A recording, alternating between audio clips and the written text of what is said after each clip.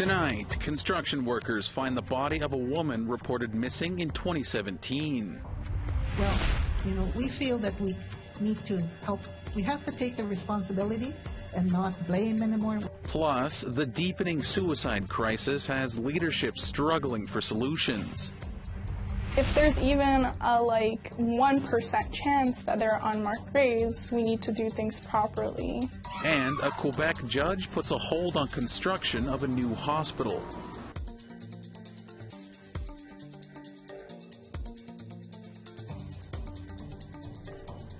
Hello, good evening, Tanse, and welcome to APTN National News. I'm Daryl Stranger.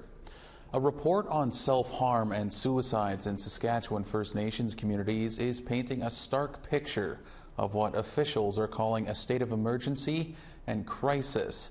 The report by the Saskatchewan Health Quality Council tracked 20 years of hospitalization data. More than 6 times as many First Nations women and girls die by suicide than non-First Nations.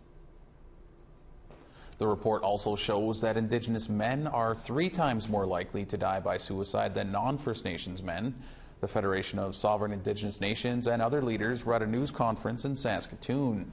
They hope that having concrete data will help them make their case to the provincial and federal governments for more help.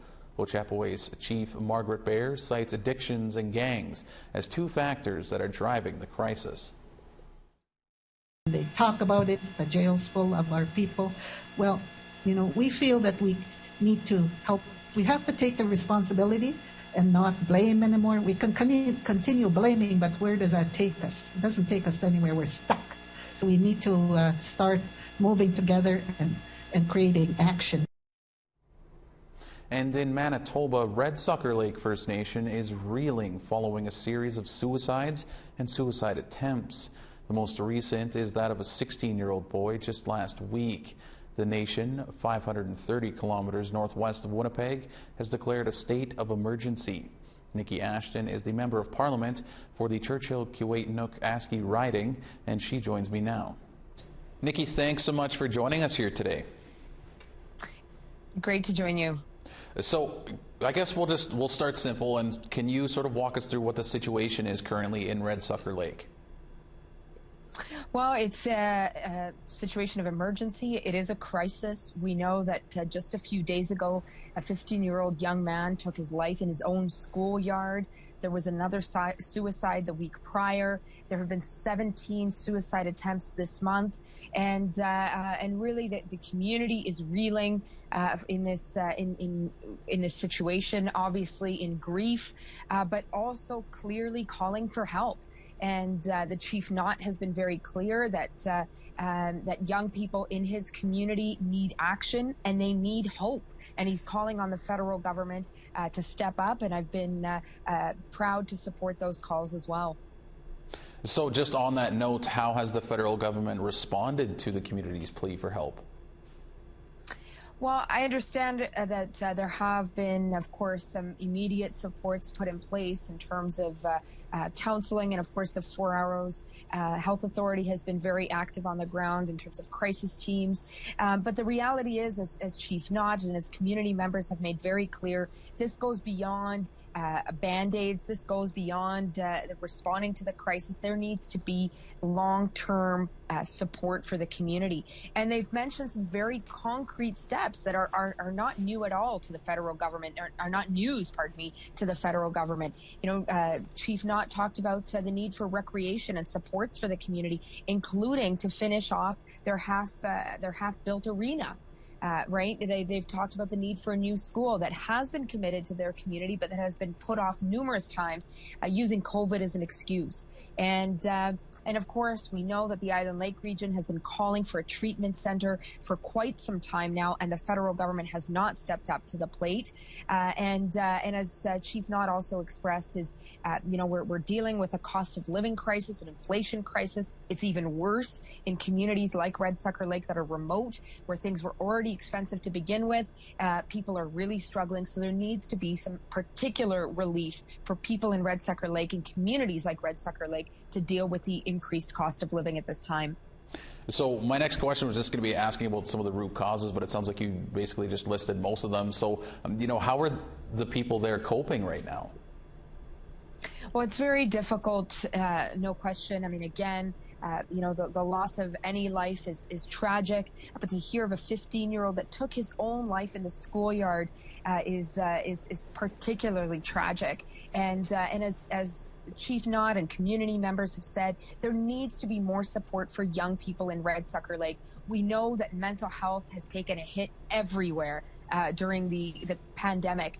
But the lack of supports, the isolation, the lack of recreation opportunities in communities like Red Sucker Lake may amplify that mental health crisis. And the supports are not there the way they need to be. This is a remote First Nation, again, only accessible by air, except for a small period of time when the ice roads are open. This is a community that's been calling for an all-weather road, in part to deal with the isolation that comes from and its impacts on mental health. So Red Sucker Lake has been clear when it comes to what needs to happen to give young people hope in their community. What is clear right now is that the federal government needs to do much more than what it's doing at this time. So you've touched on some of the long-term, potential solutions that could help, this community and other communities up north. And I'm wondering, maybe what are some of the things in the short term as well that could maybe help address some of these issues that lead into some long-term solutions? Well, clearly there needs to be ongoing support when it comes to mental health. We need to make sure that organizations that are doing this work have the resources necessary to send people in, to be available, but not just in terms of counseling. Again, in terms of working with the young people, in terms of bringing people together, and really finding ways to instill that kind of hope for life that young people should always have. But in communities like Red Sucker Lake, the challenges are immense, and of course, things can really snowball when young people lose a friend or encounter such a tragedy. And so we need to make sure that it's not just about crisis response. We need to make sure that it's not just about mental health response, that it goes beyond that. Red Sucker Lake also has an acute housing crisis. That's part of it. Again, that sense of hopelessness, it requires action. And while some of it may take a bit longer, there's no question that the plans could be put in place now to respond to the very basic and real needs of Red Sucker Lake. Well, certainly devastating news coming out of Red Sucker Lake. We're going to have to leave it there, Nikki, but appreciate your time and some of your thoughts and insight into what's going on up there. Thank you. Indigenous Services Canada says it met with Red Sucker Lake First Nation on October 21st to discuss the issue. They say they will continue to offer mental health therapists, and the Four Arrows Crisis Response Team is returning to the community. Funding for prevention will also be supplied. And if you're experiencing emotional distress and want to talk, you can call the Hope for Wellness helpline at 1-855-242-3310. Members from the Samson Cree Nation held a Candlelight vigil over the weekend to honor those who have passed on from violence, addictions, and suicide, and to give strength for those who are struggling. APTN's Chris Stewart has more. APTN introduced you to Trina Sousay in September. Her son, Jeremy Sousay, was shot and killed at a convenience store on the reserve. The community suffers from gang violence and shootings. Chief Vernon Saddleback says addictions to methamphetamine is a big part of the problem. This past Saturday, Trina Sousay organized a candlelight vigil to honor those who have died and to give strength to those still struggling. Why I did this event was a lot of people are grieving right now. And a lot of them, for me, the biggest part was prayer. Prayer and acknowledgement of those that we lost and those that are grieving. Agatha Eaglechief came from Saskatchewan to attend. Her son, Austin Eaglechief, died in a police chase in 2017. She says she was told by family not to walk in Samson alone. It was too dangerous. They told me, don't go around there. You'll get shot if you're walking around or whatever. And I got scared. So I thought, you know what? I have to beat my fear. So I went to go drive Samson, and with all those boarded houses and what's going on, it's like Trina said, we all need prayers. We have to start praying for our people. Prayers were given and spirits were uplifted. Because we had a moment, Trina and I, and with conversation, you know, to put our sons and the prayers in two different, in how we pray. I felt like the love there because, you know, our sons were there in spirit. Trina Soucé is hoping the violence stops, so no more members have to suffer. There's just no more time to waste. We got to help our people. We got to pray for our people now. Chris Stewart, APTN National News, Edmonton. Ottawa police report they have found the remains of a Nunavut woman who was reported missing 5 years ago. Our Kent Driscoll joins us from Iqaluit. Kent, what did Ottawa police discover? Thanks. Ottawa police say they have found the remains of Mary Papatsy. Papatsy was an Inuk woman from Pengertung, Nunavut, the youngest of 8 children, a mother of 10, and a grandmother to 1. She moved to Ottawa in 2002 and was reported missing by her family in 2017. She was 39 years old when she went missing. Now, back in 2017, Ottawa's Major Crimes Unit took over the investigation into Papatsy's disappearance. At the time, they said they believed the disappearance to be suspicious. Construction workers at a Vanier building renovation told police on Saturday that they had discovered something in the backyard at the site. And on Sunday, the Ottawa police confirmed it was Papatsy's remains. The building has been vacant for more than a year for renovations. The family held a memorial for her back in 2019, and at that time, the lack of closure with not finding Papatsy's remains, they said it made healing more difficult. We reached out to the family to see if this latest discovery is something they want to talk about, and we didn't hear back immediately. According to Paututik, Inuit Women of Canada, Inuit women experience violence at a rate 14 times the national average. We'll keep you up to date on this investigation as it unfolds. Back to you in Winnipeg. All right, it's time for a short break, but still to come, there was a historic ruling in a Montreal Superior Court. We'll have details when we come back.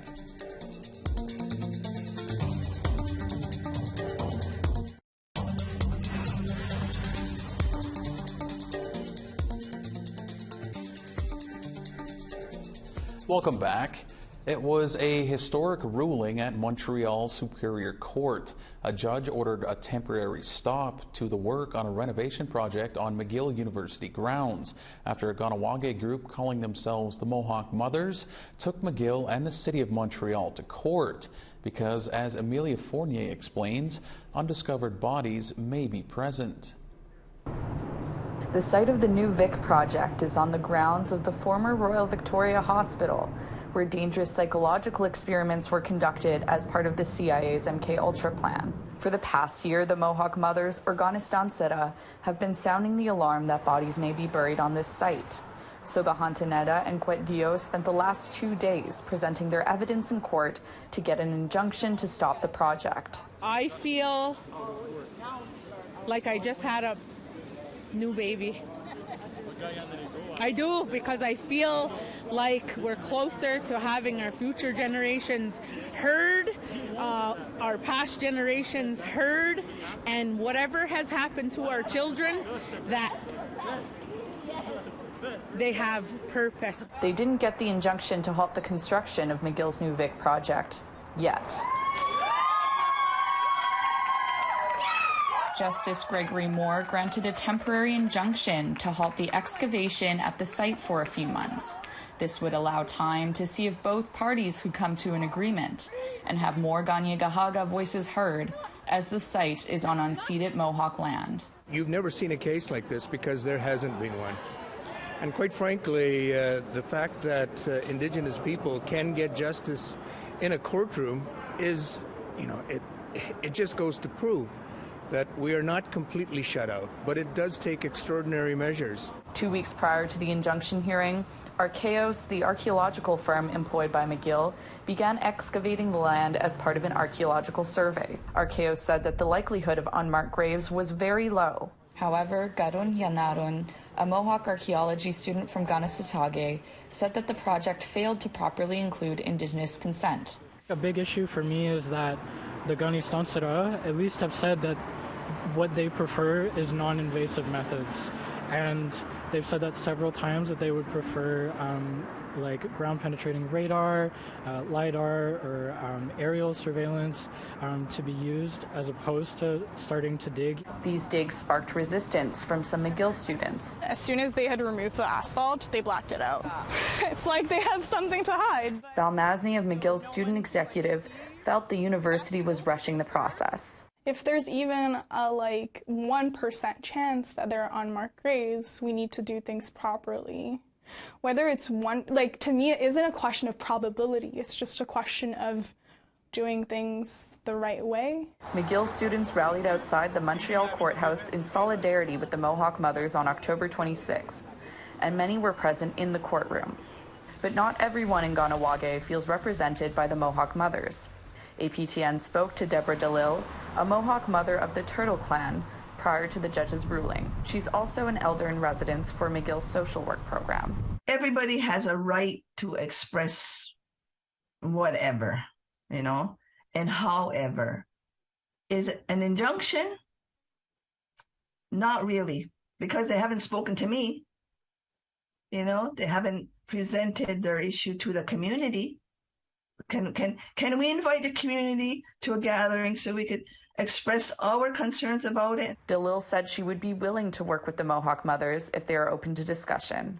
In a phone interview with APTN, Chief Ross Montour of the Mohawk Council of Kahnawake, or MCK, said that because the new Vic project falls out of MCK's jurisdiction, the council does not have the power to approve or halt the project.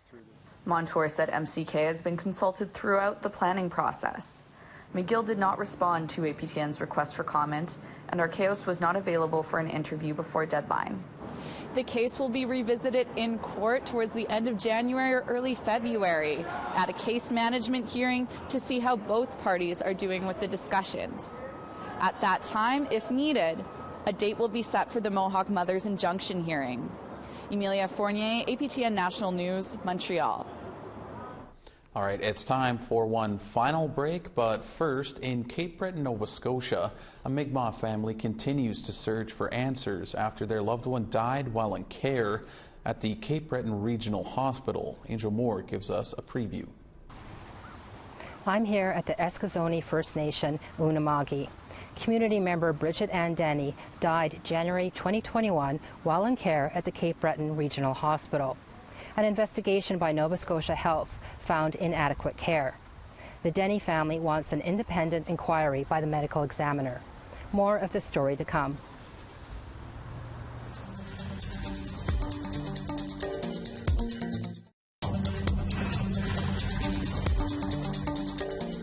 Welcome back. It's time now for our photo of the day.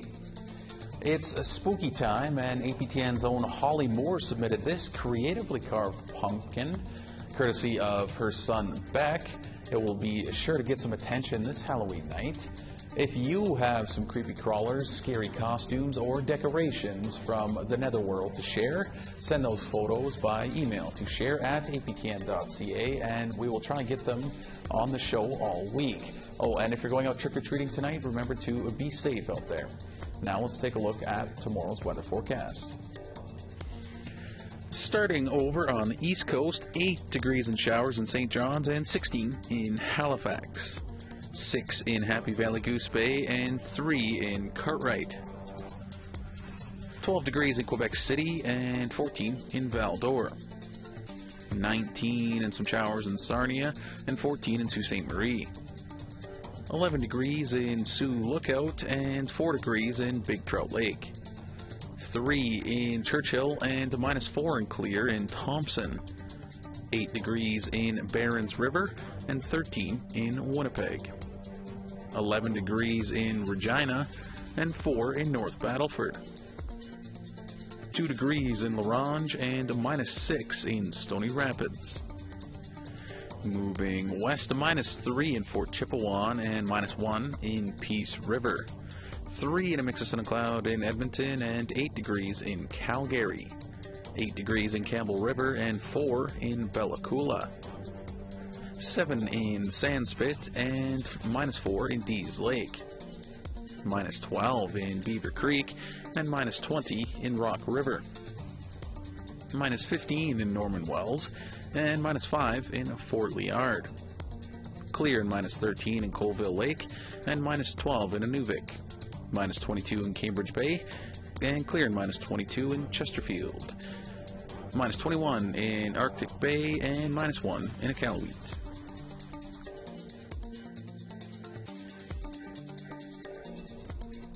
A First Nations artist from the Yukon is one of 5 finalists for this year's prestigious Sobey Art Award. Crystal Silverfox is already guaranteed $25,000 for making it this far, and if she wins, she will get $100,000. APTN's Fraser Needham has more.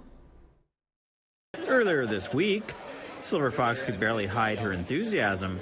She'd been selected for the Sobey short list. Oh, it's surreal. I can't believe that I made it this far. I am so thrilled. I grew up in Vancouver. I live in the Yukon, so I could not be more thrilled to represent the West Coast Yukon, and it's just so touching to be here. Silverfox's work tends to focus on the theme of decolonization, often using materials such as copper and Hudson Bay blankets. 3 of her most recent works, All That Glitters Is Not Gold, Copper and Concrete, and Landmarks, are currently on display at the National Gallery of Canada in Ottawa. And as Gallery Associate Curator Wes Santillo Cross points out, the interdisciplinary artist's work is gaining notice. To take something that is valuable in that way and then to turn it into something that is a commodity, with the pennies as well, and they have the stamp of the Queen's head, so it's so rich when you really look into the materials that are used. Silverfox explains the importance of copper in her work. So we would actually use copper to trade with the Tlingit people, and they would actually create copper shields, knives, all sorts of different tools. We also made copper knives and such, but it's not as, documented as the Tlingit people. And the Hudson Bay blanket. The Hudson's Bay blanket also has this unfortunate history of spreading disease. So I'm thinking a lot about the Hudson's Bay blanket as a colonial tool that I rip apart as an act of decolonization. But also I'm thinking about the act as reflecting back to my identity as a Northern Tachoni woman. And her advice for young and aspiring Indigenous artists? I say use anything and everything to make your art. If it's garbage, so be it. Our objects around us say so much about our worlds and our experiences, and don't give up on it. The Sobey Art Award winner will be announced on November 16th. Fraser Needham, APTN National News, Ottawa. All right, that's all we have for you tonight on APTN National News. For news anytime, you can visit our website, as always, aptnnews.ca. I'm Daryl Stranger. For all of us here, thank you for joining us. Miigwech, and have a great night.